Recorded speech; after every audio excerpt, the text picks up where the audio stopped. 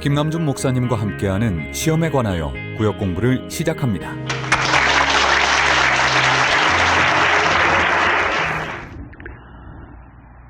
정말 가을이 깊었죠. 이제 새벽에는 춥더라고요. 그리고 밤에 대공원의 호수를 걷는데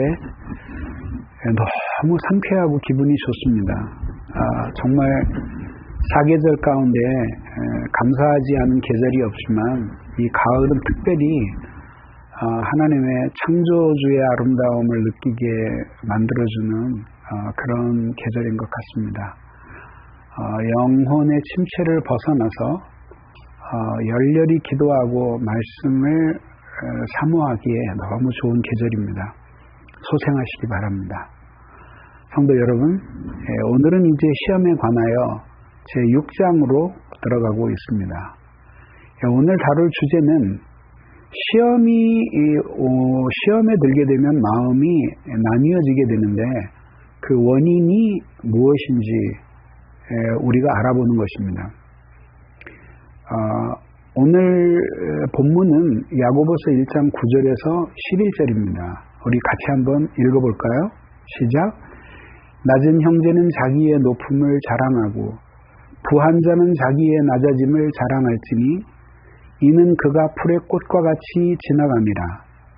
해가 돋고 뜨거운 바람이 불어 풀을 말리면 꽃이 떨어져 그 모양의 아름다움이 없어지나니 부한 자도 그 행하는 것이 이와 같이 쇠잔하리라 하였습니다. 자, 이제 신자가 그 시험을 만나게 됩니다. 신자의 마음에 크기의 차이는 있지만 하나님의 사랑과 세상 사랑이 함께 있죠.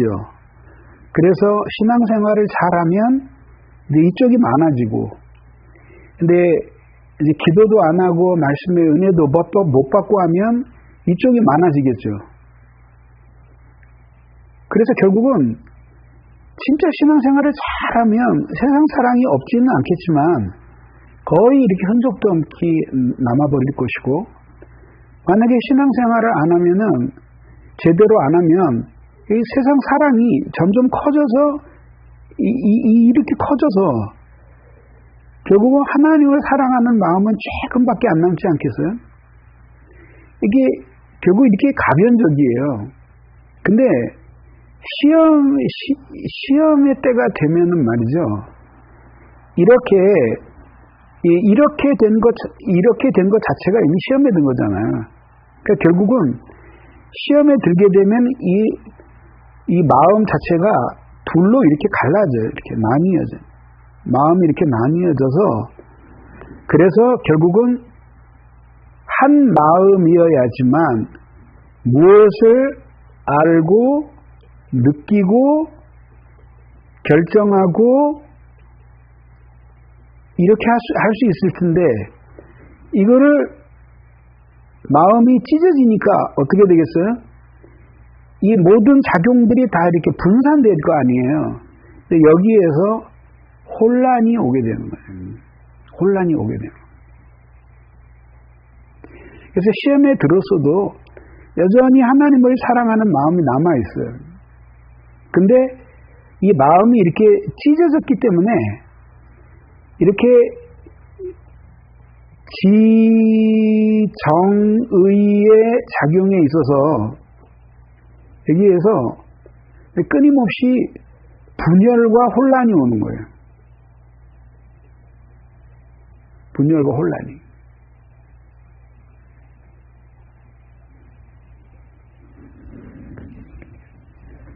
근데 이제 오늘 이 야고보서 문맥에 들어가 보면은 결국은 두 마음을 품는 원인을 먼저 이야기해요.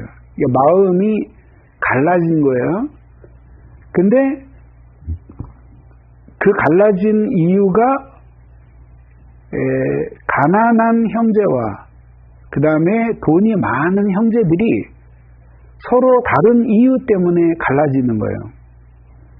그림을 보시면 이게 이제 가난해요. 이렇게 여기서 낮다라고 하는 것은 그냥 단순한 사회적인 지위와 그냥 돈을 가리키는 거예요. 돈. 그러니까 쉽게 얘기하면 가난하고 별 볼 일 없는 형제야. 이게 세상적으로 볼 때 이런 사람은 결국은 자기가 너무 비참한 그런 마음이 나뉘어지게 되고 이렇게, 그리고 또 부한 형제는 이 뒤에 지금 돈을 배경으로 앉아 있잖아요.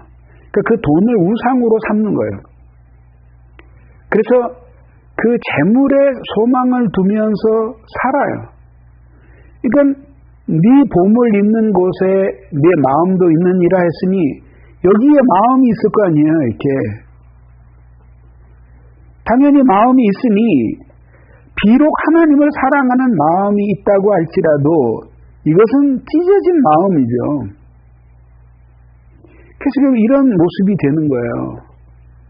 그래서 낮은 형제는 자신의 비참함 때문에 마음이 갈라지고, 부유한 형제는 자신이 많은 재물을 가지고 있기 때문에 거기에 희망을 두고 살기에 마음이 갈라지고, 이렇게 해서 결국은 두 마음을 품게 된다는 거예요. 이게 결국은 다 시험에 든 상태를 이야기하는 거죠. 그래서 이제 성경을 도표를 보면 성경에 낮은 형제에게 먼저 충고해요. 자기의 높음을 자랑하라. 그리고 부한 자에게는 낮아짐을 자랑하라.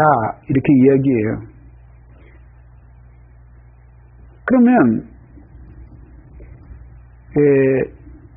이게 무슨 의미인가 이거죠. 자, 낮은 형제는 지금 낮은 형제는 이렇게 앉아서 고민을 해요. 결국은 가난하기 때문이에요. 이건 결국은 교회 안에 들어온 세속주의의 영향이기도 해요. 그래서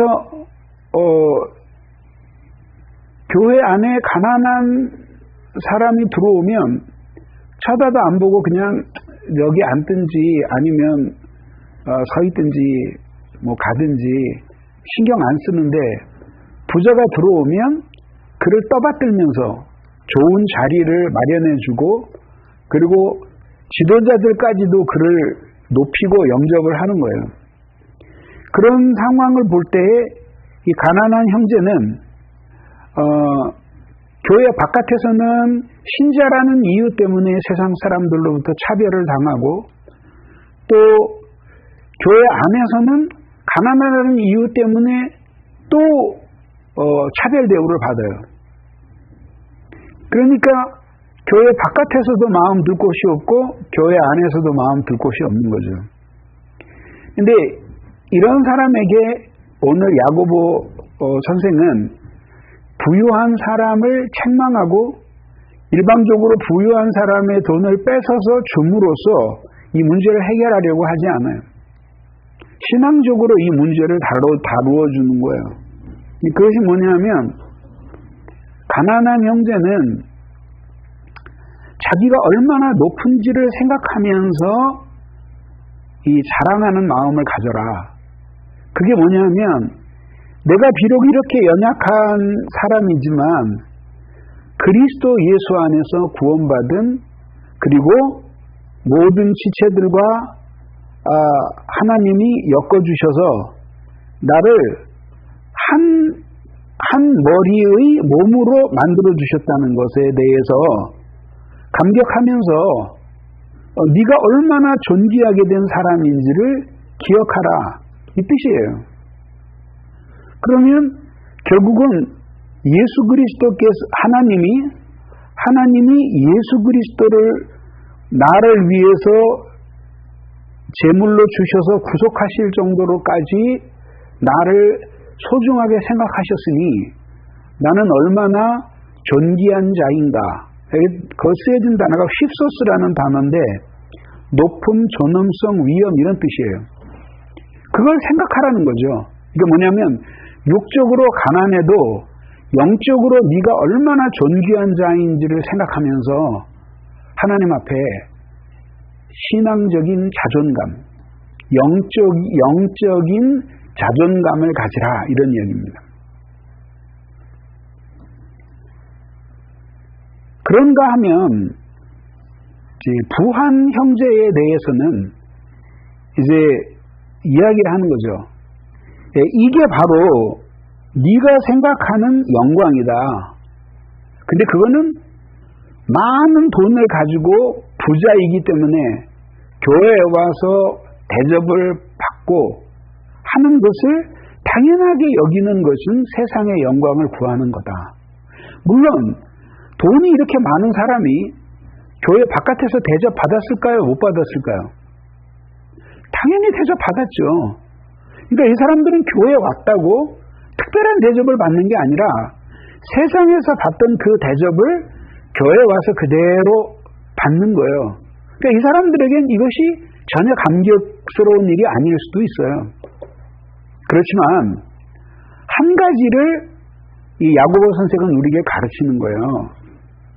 교회는 세상과 다른 가치관을 가진 공동체다.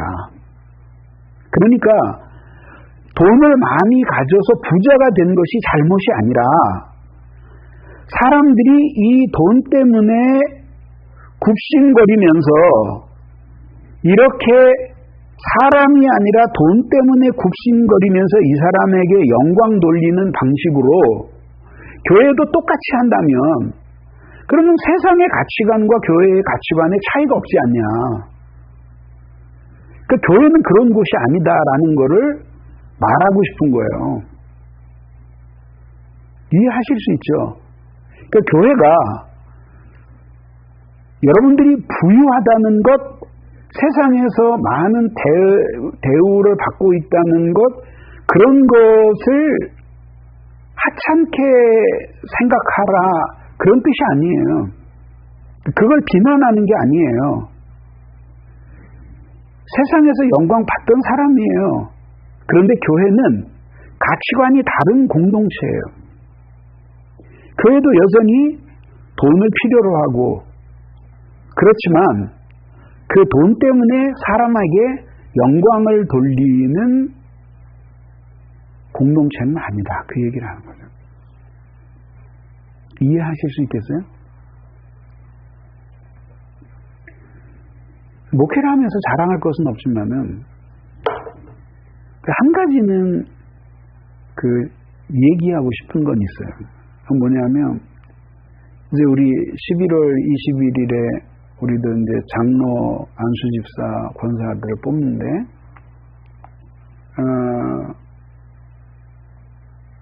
사실 열린교회가 세워져서 장로를 선출하는데 재력을 고려한 적은 없어요. 단지 11조를 내느냐 안 내느냐 그런 거는 고려를 했지만 그러나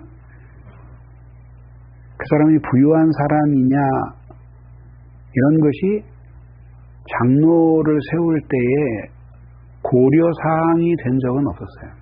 근데 그건 목회자로서 자신있게 얘기할 수 있어요. 그렇다고 해서 돈이 많은 사람들을 미워하거나 공연히 적대적인 그런 생각을 가질 필요는 없어요. 그렇지만 교회 안에서는 세상의 가치관과 다른 가치관이 지배하고 있다는 것을 보여줄 수 있어야 되는 거죠. 그래서 그게 세상의 영광이 세상이 추구하는 그런 영광이 아니다라는 걸 보여주는 거죠. 그러면 진정한 성도의 영광이 무엇일까요? 그것은 한 사람이 순수하게 하나님을 경외하고 그리고 그가 가지고 있는 모든 물질은 하나님께로부터 온 거죠. 그러면 이 사람이 하나님을 진심으로 경외하는 사람이면 이 돈 가지고 뭐 하겠어요? 어차피 죄 짓지 못할 거 아니에요. 타락하지 못할 거 아니에요. 사실 어떻게 보면 하나님 경외하는 사람이 가지고 있는 돈은 자신을 위해서는 쓸모가 없어요. 요즘 대장동 때문에 대난리죠. 그죠? 나는 그 광경을 이렇게 보면서 딴 나라를 보는 것 같았어요. 아니, 한 인간이 태어나서 평생 여러분 한우 좋아하시죠? 사람이 태어나서 죽을 때까지 먹는 소고기의 양이 얼마나 되는지 아십니까? 소 2마리 반이래요. 그러니까 인간이 필요한 것을 다 나열하고 보면 사실 그렇게 엄청나게 소비하다가 죽는 것도 아니에요. 그리고 100번 양보해서 자식들이 있다고 칩시다. 왜냐면 그런 부자들은 자식들까지도 좀 잘 살게 해주고 싶겠죠. 그래서 교육시키고 걔네들도 또 뭘 벌어야지 먹고 살 거 아니에요. 그게 또 인생의 보람이지. 그러면 그 필요한 돈이 얼마나 되겠어요. 근데 무엇 때문에 그렇게 개떼처럼 덤벼들어서 돈을 뜯어먹고 그리고 한 사람 앞에 한 8천만 원, 1억 원도 안 되는 돈을 투자를 하고 1천억씩 가지고 가서 대박이 나게 하는 이게 무슨 나라입니까, 이게. 무슨 나라의 시스템이 이런 식으로 되어 있어요. 그리고 땅 한 평에 2,500만 원씩 팔린 땅을 원래 땅 가지고 있던 사람들한테는 한 250만 원 주고 뺏어버리고 그렇게 해놓고 그 부가가치들을 원 땅주인들에게는 하나도 안 주고 그리고 그 땅하고는 아무 상관이 없는 개발업자들이 개떼처럼 덤벼들어서 뜯어먹고 자기들이 물고 뜯고 싸우고 심지어 거짓말하고 이렇게 불법을 저지르고 정치인들이 이거를 받아먹고 법관을 했다는 사람들이 대법관을 했다는 사람이 그까짓 거 1,500만 원을 받고 거기에서 그것도 경영 컨설턴트를 해줘요? 소가 웃을 일 아니에요? 결국은 뭐냐면 나라가 정의롭지 못한 거예요. 사람들이 불의하고 결국 그 모든 것을 움직인 것은 인간의 탐욕이에요. 그런 사람들은 법을 따라서 징벌하고 그리고 관련된 모든 정치인들과 법조인들도 응분의 책임을 져야 돼요. 가난하고 돈이 없는 사람들의 일탈은 사람들에게 상처를 덜 줘요. 근데 이렇게 모든 것을 가지고 있는 사람들이 공정을 저버리고 일탈을 할 때 백성들은 돈으로 보상받을 수 없는 허탈감을 느끼게 되는 거예요. 그런 사회가 되어서는 안 되지 않겠어요? 근데 성도까지 그렇게 산다면 되겠습니까? 그런 세상에 희망이 어디 있겠습니까? 도표를 보십시오.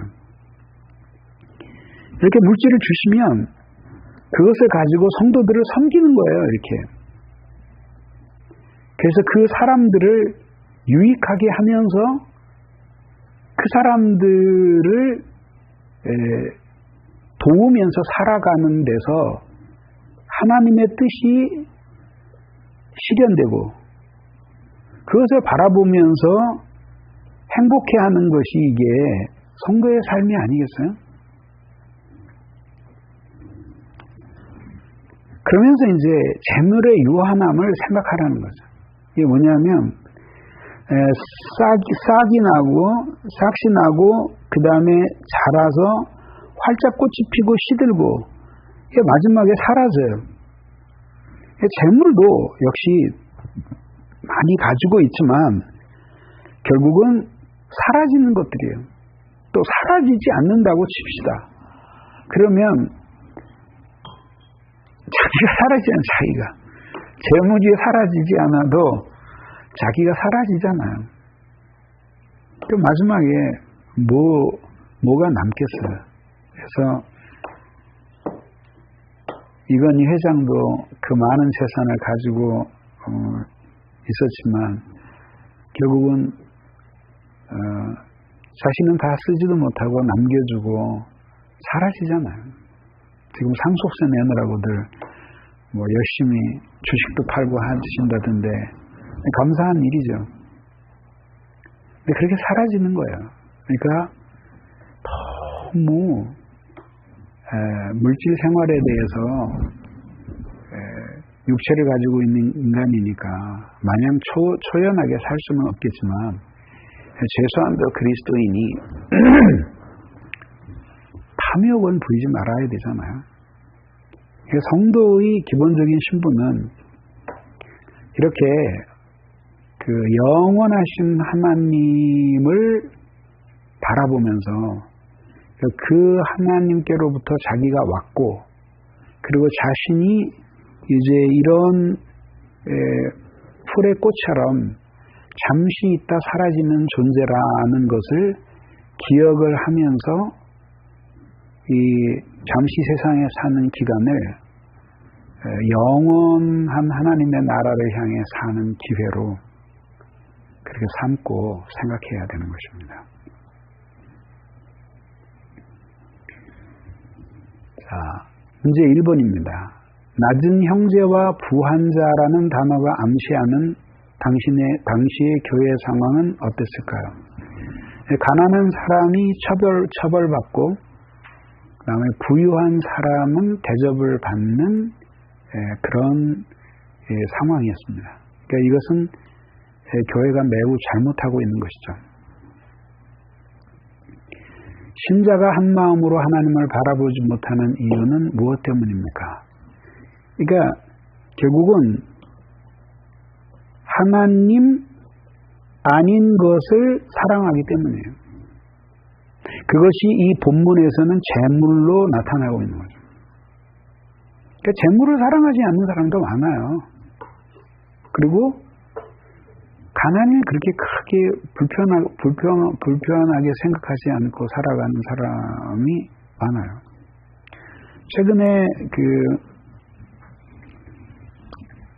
어느 뉴스에서 봤는데 여러분 왕년에 저는 중국 영화 이렇게 좋아하지 않는데 주윤발이라는 사람 기억하세요? 아주 홍콩의 미남 배우였고 전 못 봤습니다만 영웅 본색이라든지 많은 영화를 찍었잖아요. 한두 편은 본 것 같은데 기억이 잘 안 나요. 근데 하여튼 엄청 유명한 사람이에요. 근데 그 사람이 한번 인터뷰한 내용을 들었는데 가슴이 이렇게 쿵 하는 울림이 있더라고요. 그 사람은 이제 그 정도로 대스타가 됐으니까 사실은 이게 대중들하고 좀 이렇게 섞이기 어려운 사람이잖아요. 또 유명인들을 해치려고 하는 사람도 있으니까 위험하기도 한데 그 사람은 그냥 털털하게 시민처럼 생활하더라고요. 그리고 전철 타고 다니고 이러면서 또 사람들이 알아보고 왕년의 배우를 보면서 사진 좀 찍어달라 그러면은 또 셀카도 같이 찍고 그렇게 살더라고요. 근데 이제 중국을 비판하니까 중국에서 이제 엄포를 놨죠. 그래서 당신이 그렇게 하면 이제 중국에서 당신은 이제 더 이상 영화를 상영 못할 줄 알아라. 그랬더니 아주 쿨했어요. 그러니까 나 중국 대륙에서 돈 안 벌어도 된다. 근데 너희들은 잘못하고 있는 거다. 정리한 거예요. 그래도 중국에서 그 사람은 나오지 못하게끔 딱 막았어요. 개의치 않아요. 근데 그 사람이 그렇게 돈에 집착하지 않았을 텐데도 하여튼 가지고 있는 재산이 8천억이래요. 8천억. 근데 하는 얘기가 재밌어요. 자기는 그런 거 다 의미가 없다고 생각한대요. 누울 수 있는 침대와 앉아서 책을 볼 수 있는 책상 하나, 그리고 아담한 집 하나 있으면 그걸로 충분한 게 아니겠느냐. 인생이 뭐겠느냐. 그 사람이 크리스찬인지 아닌지 나 그건 모르겠어요. 어쨌든 그런 대스타도 그런 인생관을 가지고 산다는 것이 가슴에 쿵 하는 울림을 주었어요. 우리가 누구에게 너는 가난하게 살아라 그렇게 말할 권리는 없어요. 자본주의 사회에서. 각자 자기가 일한 대로 대접을 받고, 어떤 사람은 좀 낮게 살고 어떤 사람은 덜하게 살고 이제 그렇게 되는 거죠. 근데 이제 신앙적으로 보면 결국 문제가 되는 것은 뭐냐면 하나님 아닌 다른 것을 사랑하기 때문에 결국 하나님을 한 마음으로 바라보지 못하는 거예요. 근데 여기서 지금 재물이 문제가 된 거죠. 낮은 형제에게 무엇을 자랑하라고 합니까? 이유는 무엇입니까? 자신의 높음을 자랑하라는 거죠. 그래서 하나님 앞에 자신이 얼마나 존귀한 존재인지를 알게 되면, 그러면 돈이 없다고 해서 그렇게 비참한 생각은 들지 않을 거다. 예. 그는 삶의 한 양상이니까 뭘 그렇게 비참하게 생각할 필요가 뭐 있겠어요, 그죠? 부한자에게 무엇을 자랑하라고 말합니까? 이유는 무엇입니까? 자기가 낮아지는 것을 생각하라. 그래서 이게 뭐냐면, 이렇게 돈을 많이 가지고 있고 사람들에게 막 영광을 받지만 사실은 그거는 하나님이 그에게 주신 것은 그런 영광은 하나님이 그에게 만족하라고 주신 영광은 아니다. 그래서 오히려 성도의 영광, 그런 거를 보면서 사실은 돈 때문에 사람들이 나를 높이지만 사실은 내가 하나님 앞에 얼마나 비천한 인간이었는가, 이걸 생각하라는 거죠. 성도의 영광이 재물을 소유하는 데 있는 게 아니라 하나님을 경외하고 자신에게 주신 물질을 통해 다른 사람을 섬기고 돕는 데 있다는 것입니다. 올 가을에 성도 여러분, 이 말씀을 깊이 묵상하면서 시험을 이기시기 바랍니다. 가을은 시험에서 벗어나야 할 시간이고 은혜의 부흥을 누려야 할 때입니다.